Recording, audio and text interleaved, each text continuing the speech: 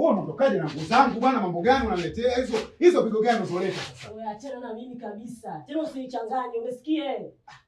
Sasa nakuchanganya wapi? Nakuchanganya nini? Hivyo vitu vyangu. Kama vitu vingine vya kuelewana unasema. Kama unataka kupiga show na mimi ungesema. Uta mwenyewe ulikuwa unachukulia poa usio? Umenibinua huko ndani alafu unaona ile?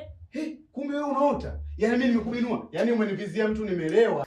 Hizo nguo zangu ndio unaanza wapi? Oya. Sikiliza, usinishike kabisa. Tena uniache, umesikia? Yaani umekula asali hadi magoya, alafu unashindwa kulipa.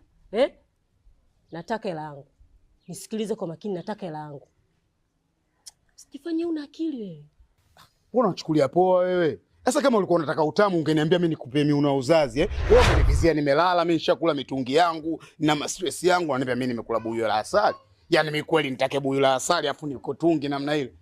Wewe ungesema bwana mimi nitaka show ningekuonyesha. Miuno ya kindengeleko. Wewe nini bwana Au ulikuwa unatamani tu hizo mazingira ya nguo nini, wale tu umetamani nini, kumbe ile chula maji tu mwizi au si?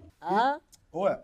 Unachukulia poa usi? Mimi sichekeshi nakwambia wewe nige mazaga yangu wewe nenda jicheke. Samia mazaga skupi, alafu hapa nilipo naenda zangu maskani. Sikiliza usinitibue sasa hivi, umenielewa? Oya. 45 usichekeshi.